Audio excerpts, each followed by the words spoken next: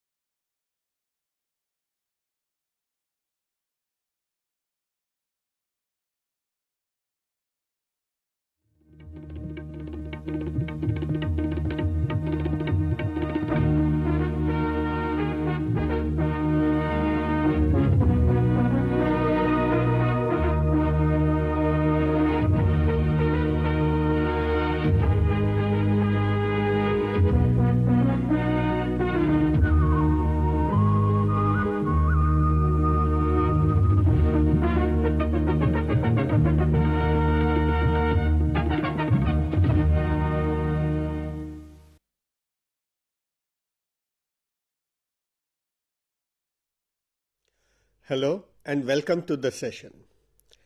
In today's session, we'll be discussing about functioning of computers, which is part of Unit 2 of the course on Computer Basics and PC Software.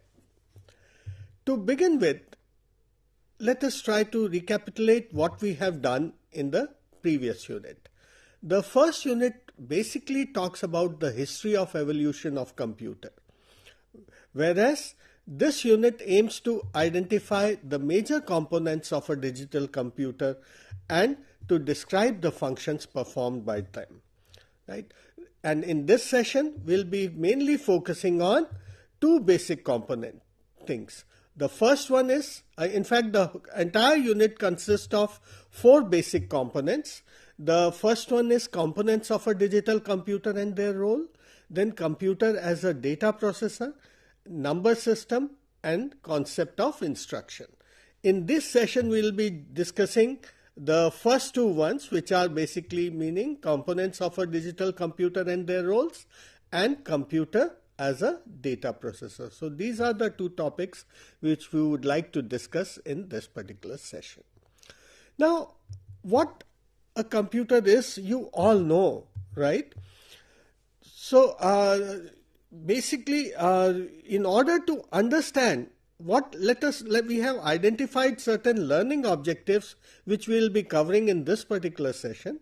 The first learning objective happens to be identify the major components of a digital computer. Okay. Then the major components, then define the role of each component and their interconnection, and describe the functioning performed by control unit, arithmetic, and logic unit, which happens to be basically the units of a computer system. So let us try to see a computer system in a nutshell. Well, and the basic components of a computer system. Whenever you deal with a computer, what you see, there is a keyboard in front of you, right? There is a mouse in front of you, and there is a box which probably contains some processing unit, or we call processor, right? And in addition to that, you have a monitor which basically doing the job of display of the content to you. So how these units play a role in doing the basic job, that is instruction execution. Why? Because computer is basically supposed to perform instruction execution. And that instruction execution, how that will be performed with the help of these devices. Okay, so if we see the slide, so there are these components. So there is a receive data, perform operation, and gives results. So the basic thing which computer does is it is going to receive data from you. It will perform those operations, whatever you are desiring it to do, and finally it will give results. Now consider an application. Most of you might be comfortable with some application like a word processor or word processing like MS Word or any other word processing software, right? What do? You basically enter the text. You enter the commands for formatting the text. You might give commands for printing the text. You might give commands for saving that particular information. So all these things you are inputting, right? So computer is receiving data through an input device, okay, or in the form of an input, which may be the text you type, which may be the command which you are pressing, right? Or you are using mouse to select options from the menu. So all these things forms the input to the computer. In the process, suppose you want to print that particular data, okay, computer will format it according to your choices. Right now, that kind of a display is what you see is what you get kind of a display when you are dealing with word processor, right? But the important thing over there is very, very simple, that there is some processing being done in the form that your commands are getting converted into a typical format. You want some portion to be bigger, in bigger font. All these things you will be inputting some commands, and computer will be following those commands and displaying the content to you on the screen. And if you want the printed output, once again you give a command and computer is going to give you some output from it. So there is an input, you are inputting some content into the computer, and there is some output. And the processing is done in the box. So what are these processes? So input, there are certain input devices which will be doing the input, all right? And there would be certain output devices. Your monitor and your printer are output devices. Your keyboard is an input device. The mouse you are using is an input device. And in the process, there is another unit which is over here, which is called storage, okay? And the storage is a very important term in terms of a computer. We'll talk about storage a little bit later. But right now what we are interested in telling you, that CPU does basically have two components. One is basically control unit. The job of control unit is going to be something, right? It is going to probably control the overall execution of your program, all right? And there is something called ALU, which we normally term as arithmetic logic unit, right? Obviously, computer will require something where the information or the data, whatever you are entering, is processed and accordingly it is displayed. For example, if you are using a spreadsheet software, then at certain places you enter formulae. And what happens because of those formulae? Some computations are performed, right? So those computations are bound to be performed in some unit of the central processing unit of the computer. So CPU is the component of computer which actually performs all the instructions which are given to it with the help of two units, which are called in fact control unit, which controls the overall operation, and arithmetic logic unit, which performs or which actually does the operation. Let's try to look into some of the devices which may be there in a computer system. The first one is a printer. So, okay, in this side, okay, we'll move from left to right in no particular sequence. So printer, what it is, why do you use printer? To output information, right? So the output of information is going to be with the help of a output device. So printer is going to be is basically then output device. Then there is a monitor. Now monitor happens to be a device which displays the content, right? Whatever you have entered, and you can see over there, and if any computation which is not printed can be displayed onto the monitor, you can see that particular information. So this is also an output device. Speaker. What is the role of speaker? It will output information to you. It will speak something for you, for your ears, right?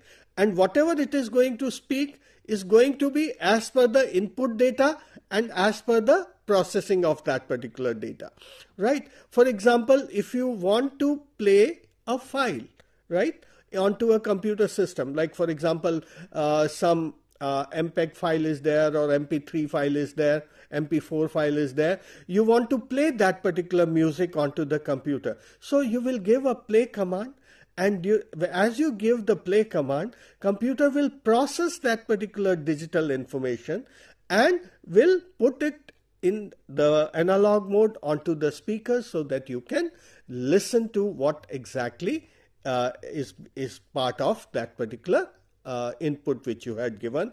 That was the file, or the digital musical file. Okay, so speaker is once again an output device. So on this side, what we see are the output devices. Now, as we move forward, then we see a big keyboard, right? And keyboard is one of the commonest input device. Along with, there is a small mouse which is sitting over there, which is once again, both of them are used for input of information. Keyboard for textual input, whereas mouse has a typical role, right? It selects, it points to particular location onto the screen, and you can select that particular thing. Now, what exactly that is? It is basically called graphical user interfaces, or Windows operating system which you have actually is a graphical user interface. And that interface basically you are utilizing with the help of a mouse, right? So this is a pointing input device. So whatever you select onto the screen, so many menu options are displayed, right? Icons are displayed. You just select some of the icons, you select some of those menu items, and accordingly the function is performed. So this mouse is a pointing device, but also an input device.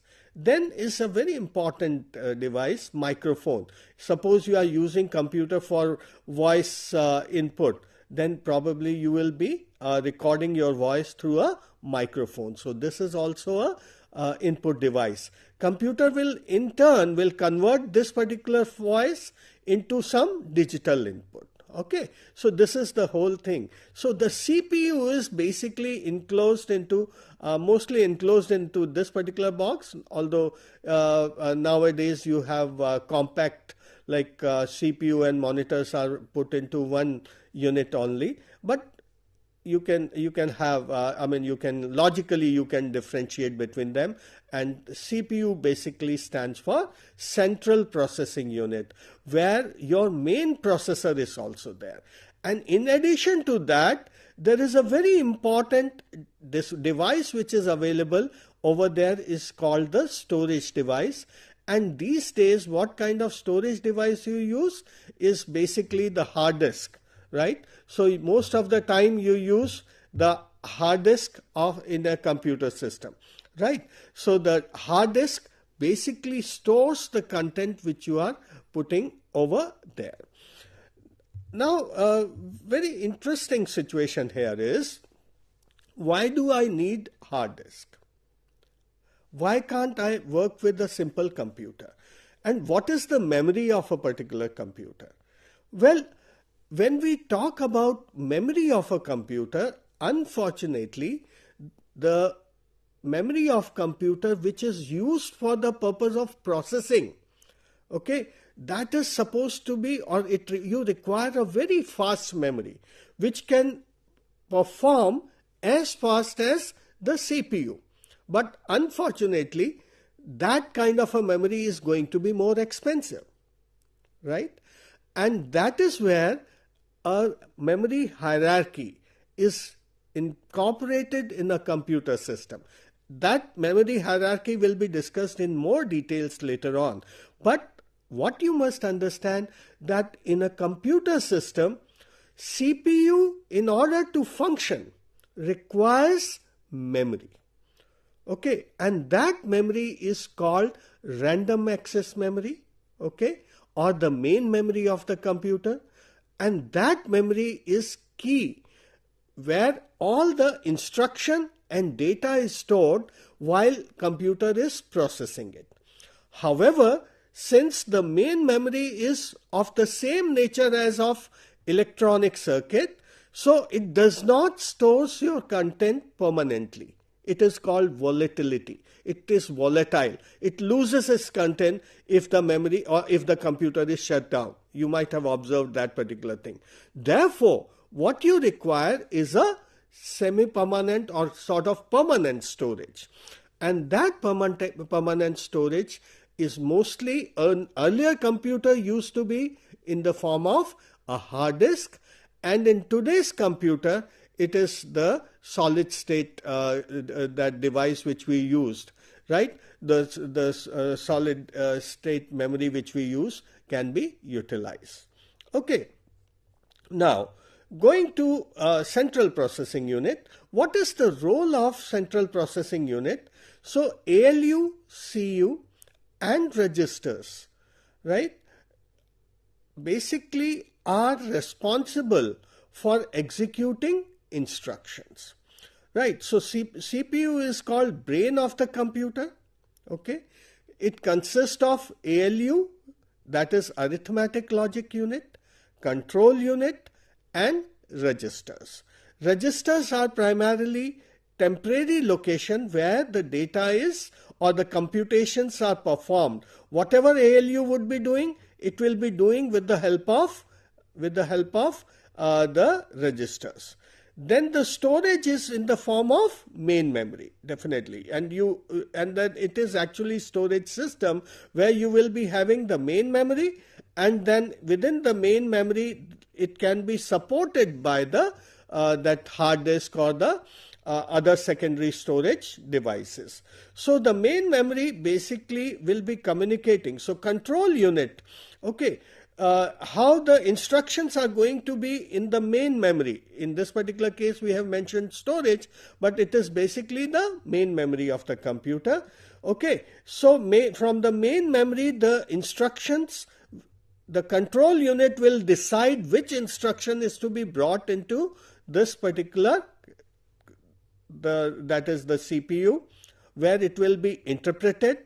Okay, and then the ALU is basically performing the operation for that particular under the instruction of the control unit. If input is required, control unit will instruct the input device or wait for input device for the input. It will ask ALU to wait, and if an output is required, that control unit will help the registers and the main memory in that particular sense, and it will be returned to the output device, and output device will take its own sweet time to output that particular content.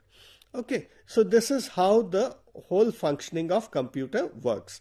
But that's very abstract. Let's try to think in terms of once again a word processor. So how the control unit is, what control unit is doing, what ALU is doing, and what storage is basically in this particular case. When you are dealing with the word processor, storage will be storing the program as well as data. So this storage is actually main memory. Okay, and then this storage is basically the main memory, which will be storing the computer program as well as the data which is required. Okay, so whatever input you are performing, okay, that input, suppose you have typed the text, that input will go to storage or the main memory with the help of that control unit will make that particular transfer. So it will be residing in the main memory. If any formatting etc. is required, that formatting will once again be in the form of the digital information only. So it will be there, and the program thereafter will be showing that particular changes into the content, and that way it is going to all the things are going to be in some kind of coding, right? Computer coding, and that coding we are going to discuss in the maybe in the next session we will be discussing about it. So this is how the overall thing works as far as computer is concerned. So let's look into, in this particular session, let's look into certain input and output devices. Okay, so what is the purpose of input and output devices? Input device is going to read the instructions and data to be processed, and output devices will display the results obtained after executing the program. So some of the input devices, keyboard we already know, mouse we have already discussed. Another input device is a scanner, right? If you have certain graphical picture or you have some printed text, you want to digitalize it, what device you use? You use scanner for that particular purpose.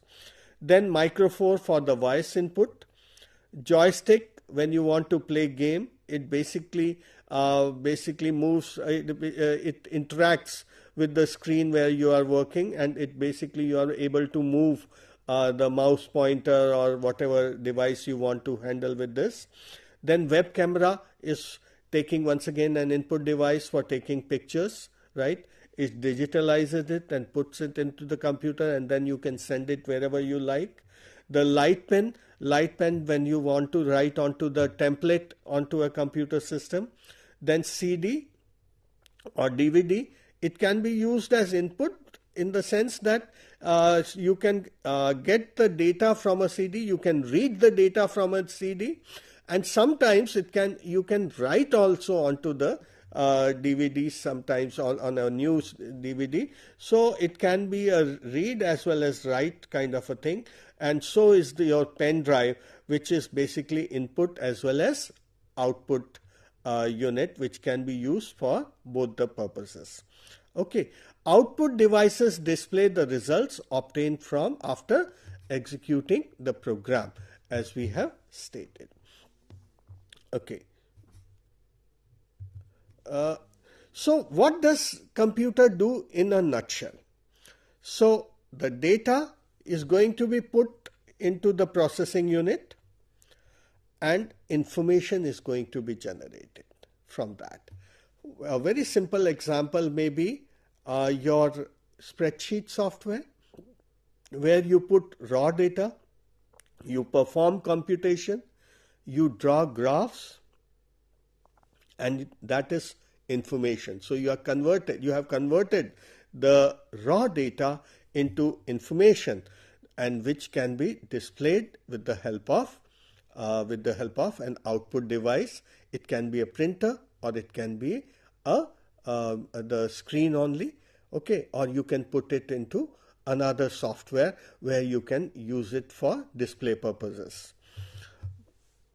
Another important component of which relates to functioning of computer.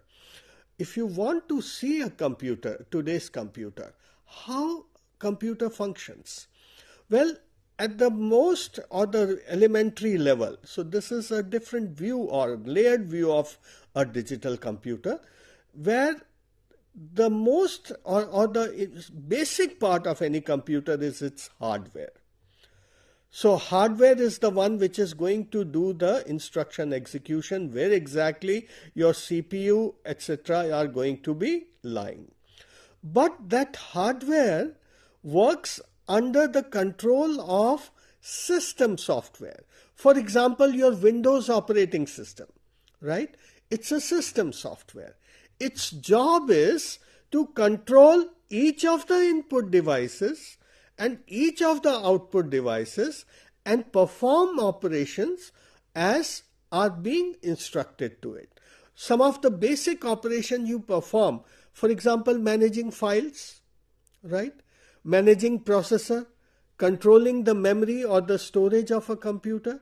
So all these things, okay, are performed by the basic and the devices, all that. So this is performed by the system software, and this system software, like Windows operating system, is a very important component. It basically sits onto the hardware and makes it more intelligent.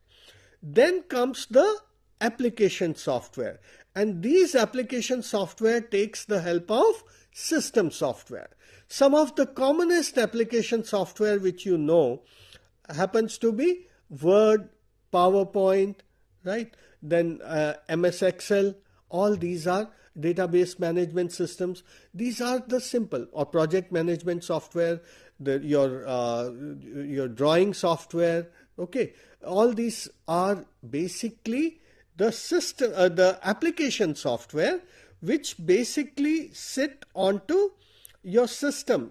They utilizes the features of system software. So in a typical application software, if you want to save a new file, what you will be using? You will be using the system software help, or the file services of system software, and onto the hardware finally you will be storing on a hard disk, you will be storing that particular file. So that is how you will be doing the basic thing.